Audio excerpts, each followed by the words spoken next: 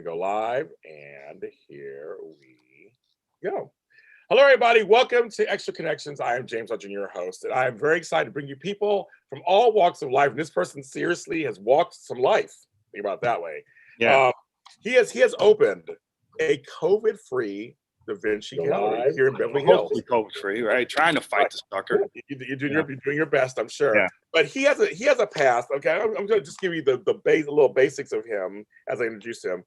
He was known as one of the world's most notorious counterfeiters. I need to figure out what that is exactly. I mean, I know what that means, but I got to know what that means. The notorious part starts. Yeah, he's notorious. They gave an adjective. Yeah. But he's literally a gallery owner. He sells art. He does charity. I mean, he does a lot of stuff. And he's a junior, just like I am, Art Williams Jr. Hi, Art. How you doing? So I got to ask you, first question for anything else. I ask this of every person who's a junior. Yeah. What's it like being a junior for you? What does that mean anything, or what does that mean to you?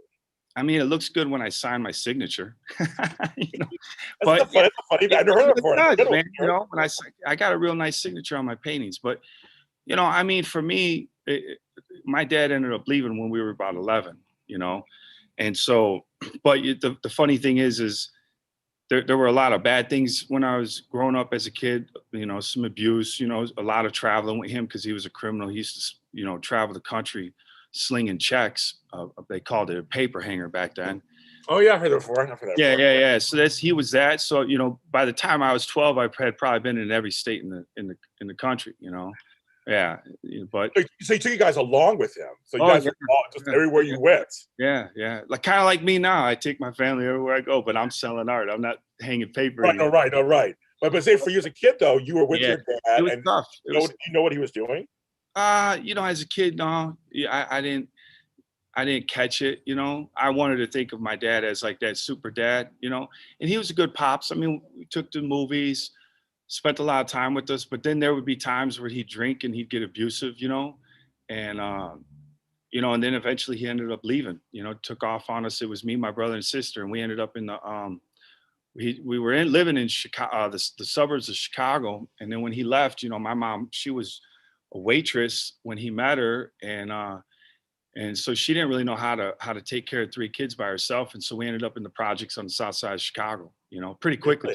Yeah. So we went from, the little picket fence suburban life. And then pretty much overnight, we were homeless for a little while, ended up at the Salvation Army up on the north side on Sheridan Avenue. We stayed there for 90 days. And then we were transferred to the projects on the south side. And so it was, you talk about a culture shock, it was going from one extreme to the next, and then your dad's gone. So, that was kind of the point where life got real serious, Yeah. and showed me how bad it could get. But I made the best of it. Well, I'm saying, so did you know what your dad was doing? Did you get it when you were a kid? Did you get what was going on, or did you kind of? No, because I was more concerned with him leaving my mom. Because they had split up a couple, in between, maybe 5-6 times before he was finally gone. So I wasn't focusing on how he made money because for me, I didn't really get that concept. I was going to school.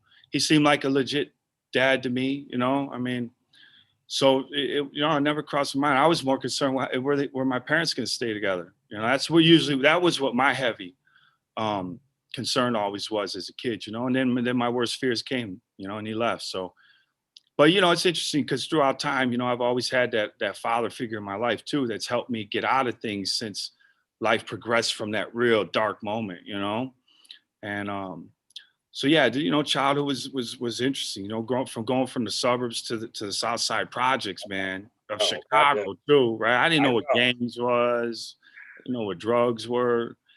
I just knew what the wrestling team was and shit. You know what I'm saying? I did, So now, I got involved in some gang stuff and of course just the streets took over. My first crime was breaking into parking meters. I came home, my mom was crying, she was smoking a cigarette, plus she was bipolar. So that made her, when she cracked, she really cracked, right? Yeah. And she was like, we don't have no food. I don't know what to do.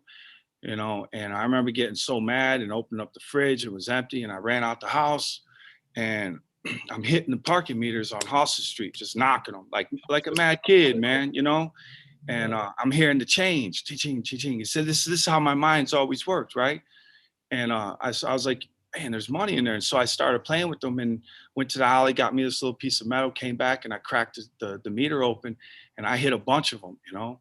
I went to Tony's Supermarket, was an old Italian like meat market, crazy old school shit, you know? And I had a bag of quarters and, you know, just like a bag of meter money, you know? And I had this big thing and I remember it was like 83 bucks. I'll never forget it because he looked down at me, big old tie, you know?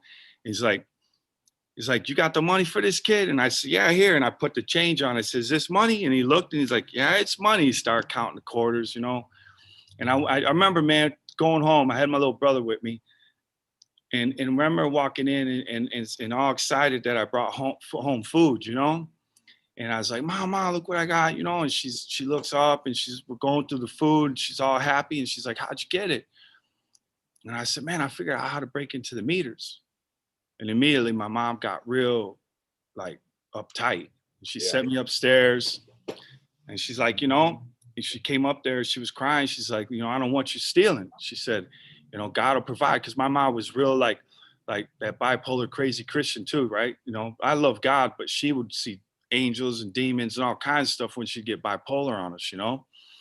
And she said, you know, God will provide. And I said, he did. He showed me how to break into the meters, right? Like a little kid, I figured God showed us how to take care of ourselves, you know? Yeah.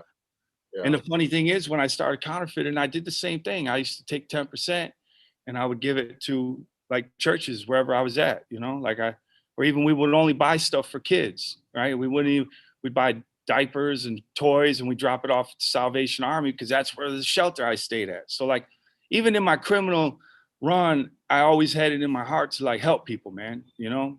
Yeah. And, Is this something on your glasses? I want to say, is that part of your glasses or something on your glasses? Something. Yeah. I ended up dropping them early. Oh, okay. I wasn't sure. Yeah, no, I had got some paint on them. So, you know, I'm an artist, man. I get paint on everything, man. My wife. Yeah, exactly. I know how it is. I'll take it off right now. I'm glad you pointed out because I'm so you know, just into it. So here, okay. Good. Okay, so what I wanted to say though is that's real talk. I grew up here in South Central Los Angeles, you know, in the 70s and 80s, you know. Yeah. So you know how it is. So I mean, the thing is, sometimes you do things not because you're just born a criminal or whatever. It's like you're doing it because you wanted to provide food for your family. Like your meaning behind that's the length you went to. And I'm sure your mother was conflicted. It was just kind of like, no, I don't want you to do this. Which I'm sure she was happy for the food. Mm-hmm. It's one of those. It's just that's real life. That's real life. Yeah, you know, that's real life. And I have no judgment behind that. I tell people, you can't judge unless you're in a situation like that. So you can't really judge that. It's just you felt that was a way to go.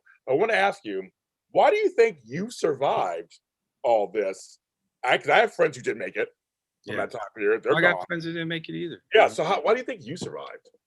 Man, you know, God, you know, really, I'll just start there. I'm a real believer in the heavens and things, you know, and it's what changed my life. Prayer in prison. See, I don't really look at religion, right?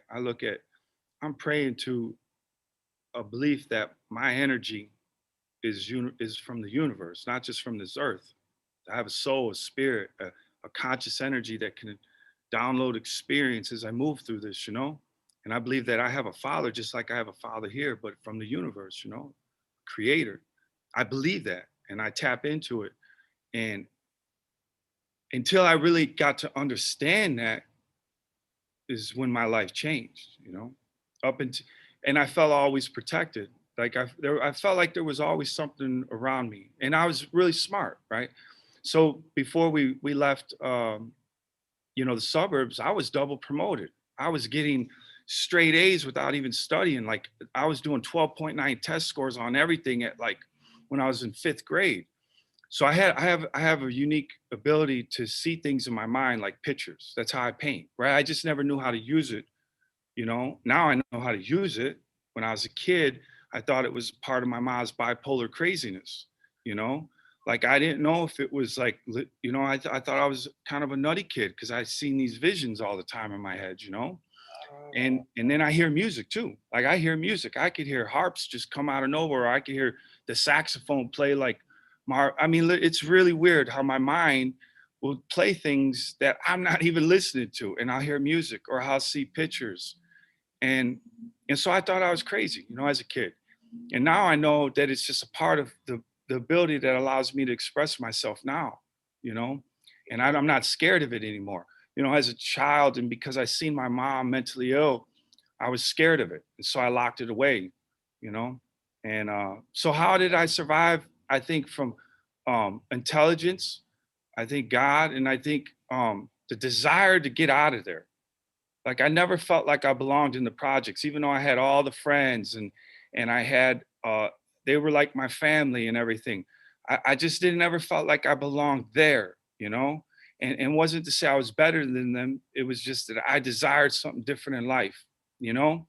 My heart wanted something more. And then I ended up meeting an old gangster that taught me how to print money. You know what I'm saying? Like, so that was the beginning of getting out of there, man. You know? We can get to say, Yeah. You talk all day long. All right, you're fascinating. Yeah. But I just want to get that one part, just kind of a button on it, to see if that's, because that's interesting, because a lot of us grew up in situations like that, and we're proof that you don't have to be a product of it and stuck in it. Like there's, I agree with you. For me too, it was a desire to be just different from, not better than them, but just different. I didn't want to be there. Yeah. So, you know, I could answer that question better like this. When I got out of prison 7 years ago, I went back to the neighborhood, right? I did 7 years in prison, painting, writing, all these things. I got out, I went back to the same area. When I went back to the same area, I started hanging around the same people, right? It wasn't no different, even though it was Italians that I was hanging around, and Irish and Chinese. I had some brothers right on 35th Street, D. Nash, who walked, you know, the bridge, the Washington, D.C. That's my boy, right? So I have people all over the city, right? But when you go back to where you're from, you start to do the things that you were doing with them before, right? And I'll tell you what happened with me. I had really good people around me to smack me in the head to say, hey man, are you ready to go back to prison again? Right? So for me, when I got out of prison, my first year and a half, I was still trying to find myself. I was working a crap job, cleaning toilet bowls, you know, transporting cars, $15 an hour, you know, and I gave it a shot for like a year and a half. Then I started falling off. And then right when I was ready to get back into some dumb stuff, my son caught me. I had he was 24 at the time. And then it caused me to really reflect on what was going on. And an old man by the name of Joseph Cacciatore, he's owns Lakeside Bank, a big real estate company in Chicago, very wealthy man, owns the Kuna Lofts, an artist loft. And he took me under his wing, and he's seen the desperation in my eyes, and he's seen how close I was to stepping over. And he was the one who reached down and gave me a hand, because up until that point, no one did, right? And up to that point, I felt like I couldn't get a job. I couldn't do this. I kept getting denied. Couldn't even get a freaking apartment, for Christ's sake. It didn't matter what color I was. When they looked at the freaking application and they see felon, boom, kick to the curb. So I don't know what it feels like to be African-American, but I know what it feels like to be discriminated against. Man, I couldn't get an apartment, dude. Like, it was freaking me out. I know that's true. Like, even now I still struggle, and I'm known and got I got money. And I still have a hard time. So, but Cacciatore reached down and lifted me up, man. And he taught me a real valuable lesson. He said, listen, you're smart.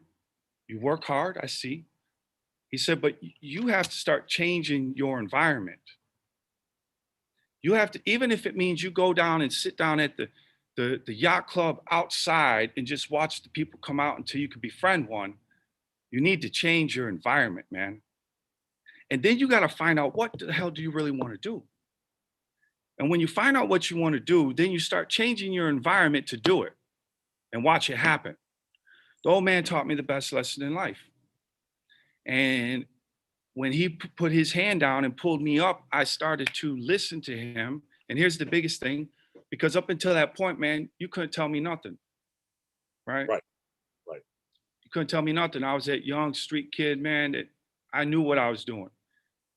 But when I listened to the first piece of wisdom, and then it started to work, then I really started to listen to the wisdom. The old man schooled me for like a year and really gave me a lot of old school knowledge that I think a lot of kids get lost in through text and through technology. Like that old school generational wisdom is not being passed down anymore.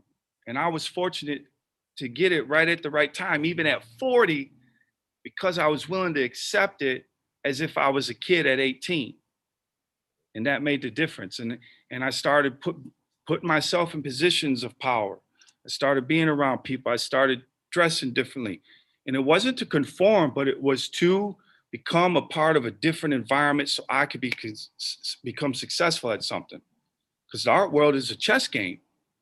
You know, it ain't no easy game. It ain't because you got a story or the art's cool that all of a sudden you're going to be rich.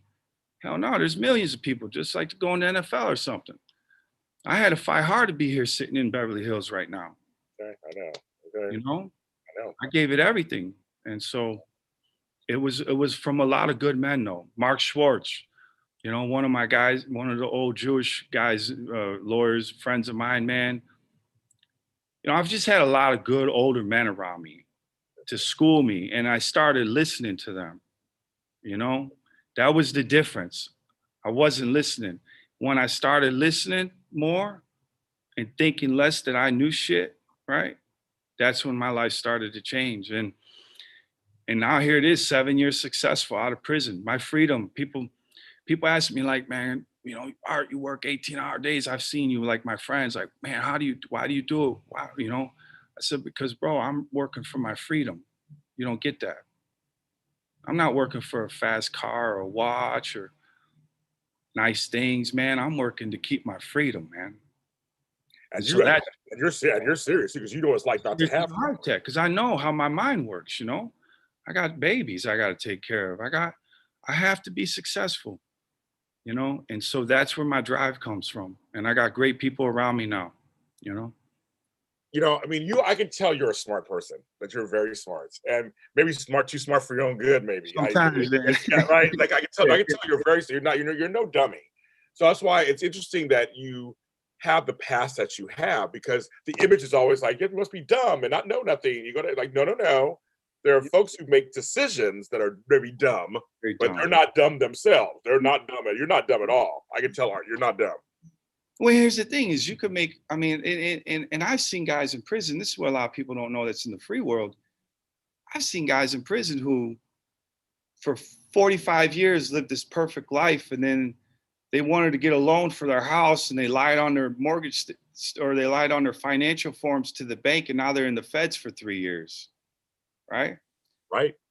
The guy now lost his job, his family's pissed, didn't get the house, right? And he's in jail because all he did was lie a little bit on his bank's financial shit. I met many guys like that. Like people in the world would never even know that there's people in prison for lying on their stuff, filling out for loans for banks, right? I met many. It's not a lot of time, 18 months, a year. But there's a lot of them, you know? And these guys are normal, everyday Joes, you know? So, you know, I think there's different levels of it.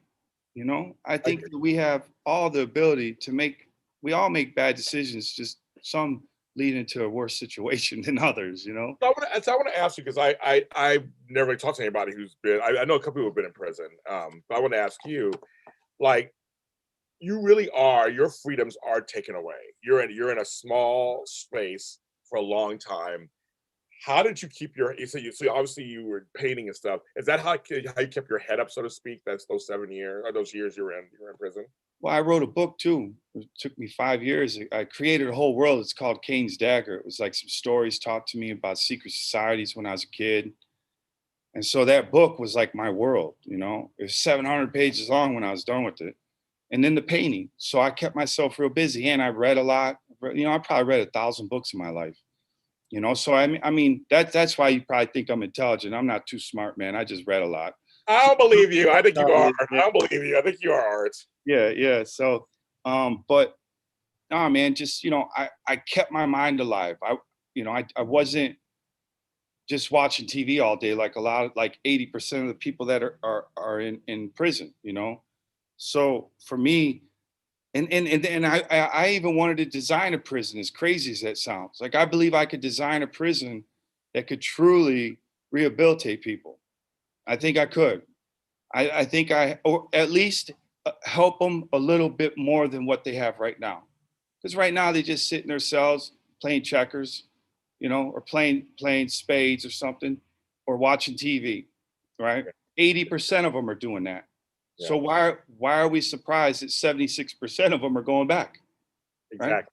So they need some discipline. They need some something to get them, not just slothing, because they're going to sloth when they get out there. And why are they going to change? They've been given their food, given their laundry. I mean, make them do their laundry, make them make their food, make them. You understand what I'm saying? Like, design systems that make them do things. Because right now they don't do nothing, and so their brain goes dead. That makes sense. So talk to me about counterfeiting. I see movies, you hear things. When I heard this part, I was like, I just need to hear from you. Like, what does that exactly like mean? I mean, you made money, like you printed fake money. Oh yeah, I printed a lot of it too.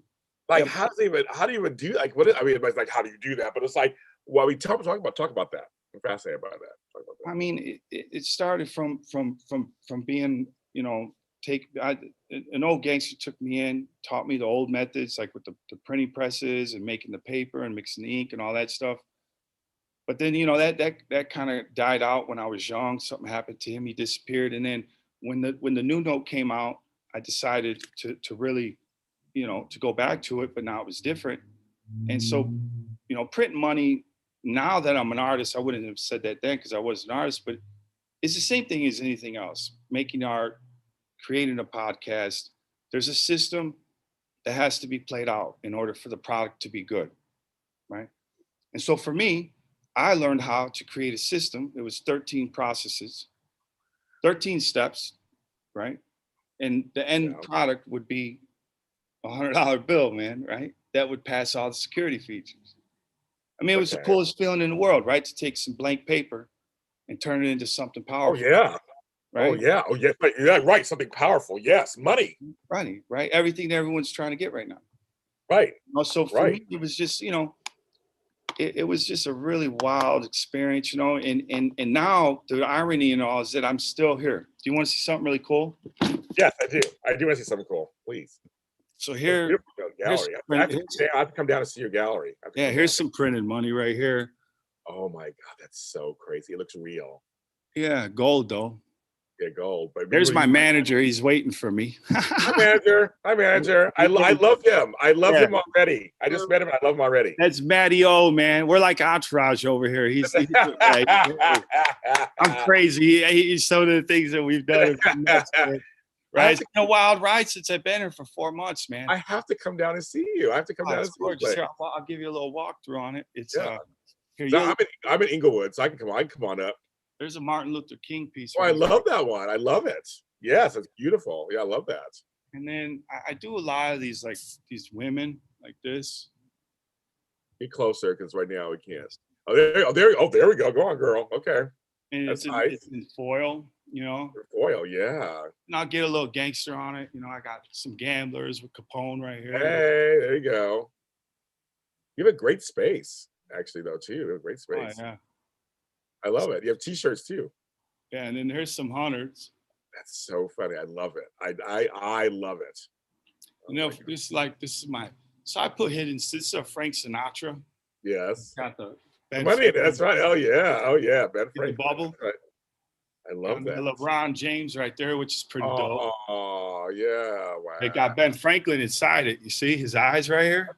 Yeah, I do. Oh, I do see it. Oh yeah, it is. Yeah, wow, I do see it. Then you see LeBron back here, and then it disappears. Then I got the notes. Oh yes, I like. Oh, how fun is that? I love that. Yeah, it's so cool. I love that. Yeah. Wow, what a trip. Yeah, so here, and then this is Einstein, and then I'll do some. This is my trippy stuff right here. Ooh, okay. I need to have an edible or something. I want to look at that. Yeah. There we go. Michelangelo. Oh yeah. That's so fun with money. Yeah. So funny. God giving Adam money because I think God wants us to be wealthy, right? I don't think He wants Okay, us to. okay, there you go. Right. Okay, there you go. I have to come to your gallery and see Yeah, you. you got to come down here. Come on Man. down. Come on up. That's wonderful. So okay, so so you get out. I actually want to ask this too. What was one thing when you got out of prison and you were like, I have to do it right now?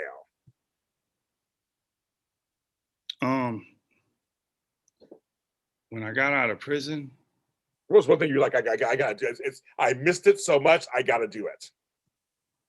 oh man, just go get me a piece of pizza at I'm gonna Freddy's. say it's probably something like that, right? Yeah, just Oh yeah, because it was the best pizza ever, man. Yeah, I grew up on it. yes. Just I mean, I was real simple when I got out, and and it was like because I wasn't even with a woman right away, which was I was trying to get my life together. My biggest thing was I needed to get a job, like that was like That's real. You gotta yeah, survive. yeah. I was like, man, I cannot go back to prison this time. I just did 7 years. Yeah. And so like for me, I was like, man, I've got to figure it out. And I did, man. I worked like 5 different jobs. I was a janitor. I was a transporter. I worked for Wertz delivering liquor. Oh yeah. Just all kinds of things, So it was yeah, it was just work and food, man. I wanted food, some good food.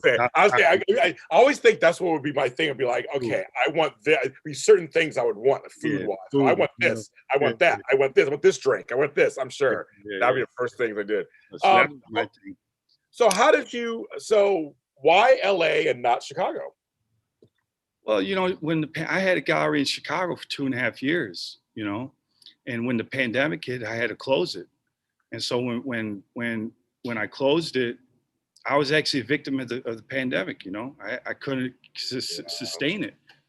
And so I had a bunch of art, and I took off to Texas for a minute. I ended up doing a mural in Mount Pleasant, Texas, 70-foot mural in a bowling alley. It was awesome. The whole road was falling apart, and I'm painting in a bowling alley in the middle of nowhere, Wow. And my mom ended up come up missing like August. She escaped from the nursing home because they had her locked up.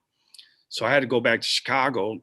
And then, I talked to my manager, Matt, and we were talking about doing some things out here. And Matt just said, hey, man, if you come out here, we could probably get some things going. And I believed him, because he's always been pretty solid with me, And so I talked to my wife and kids, and I said, baby, I think we could be there when everything opens up. Matt's willing to work. Everyone's willing to work and do some things that when they open up, we could be right there ready to roll. And she said, if you believe in it, I'm with you. And so we packed up and we grabbed the kids and we came across the country, man. And I got the best team out here. I mean, it's been tough. I've had my real emotional moments. I've had my moments where I felt like, what am I doing, right? Trying to open a gallery in Beverly Hills and a pandemic. I know. Like, so how'd you do it? I mean, you're doing it. So how'd you do it? You know what? Just a lot of hard work. So I'd have friends come in at different times helping me, man. It really was probably one of the most amazing teamwork effort things that I've ever been a part of. It was all just good, just everyone playing their part and everything moving forward together. I mean, that's really probably the most, because I could talk about it for hours, man, of how everyone came together since I've been out here. I've been out here 4 months. And already I opened a gallery in Beverly Hills. I just got me a nightclub in San Francisco. And I got some really big news to announce soon. I can't say it right now but there's something huge happening with me right now that and it's from coming here. It's from believing in the people that I had and just taking that step out, And now 4 months later, things are about to open up, and guess what? I'm gonna be here, So it's been amazing, man. And I'm loving LA. Everyone's been just really just amazing. You always hear the Hollywood stuff and this stuff and that crap, But man, I mean, I think you attract what you are. And like right now, I mean, everyone that's around me, every LA person I met, every Beverly Hills, I haven't had a problem. I've had nothing but great times and experiences with them. So I don't know, maybe that's a start, right? Of changing that perception, because LA's been good to me, man. And people have been good to me. And I got great friends who now become family here, and now I call home. This is where I live now. I'm not leaving, So I'm here and I'm just gonna keep building, man. Can see what I could do, Then my next thing. I'm rooting for you. I'm completely rooting for you. Like I said, I just met you on this call and I'm already rooting for you. I'm just like, this dude is the real thing. And I can tell you have heart, which is a very important thing. I can tell you do. And I can listen to you talking all day long. I mean, you're fascinating to me. You're already fascinating to me. I mean, I just think when you come over, we'll for sure talk, man. Well, no, definitely. Yeah, whenever you feel like dropping by. I'm usually here at night, so if you want to come by, we could jam. I would love that. Actually, I would love that. I would love to come and see you in person. I'll bring my mask. I'll bring something to drink or whatever. Yeah. Drink and talk. Because I mean, I think what you've done is actually a great, and why I wanted you on my show is you're a great example of overcoming just the odds of just life. Some of us come from really hard lives, but you don't have to be a victim of it. No, that's the problem. You can actually become better because of it. Yeah, and then share with other people, right? Right there, my man. Yeah. I agree with that. DaVinci's Gallery is on Beverly Hills, 499 North Canon Drive in Beverly Hills. It says open for private appointments only on Tuesday through Saturday. He has to have some time off, folks. And you can go to arthurjwilliamsjr.com for details. I will post it on all my social media. I'm start following you on social media. Yeah, Arthur, you're amazing. You're an amazing guy. You are, man, and I appreciate you taking this time. See, you're popular. They want you. People want you. Yeah, it's my landlord time right now. There you go. Right, there you go. Call it the right time. But no, I mean, let me know when you come by. I'd love for you to come by and see the place. I would. All right. So everybody, Arthur is going to see DaVinci Gallery. And of course, I'm James Lott Jr. This is Extra Connections. We're on every streaming service you can think of. My online network is JLJ Media. Follow us on all social media platforms there too. Everyone,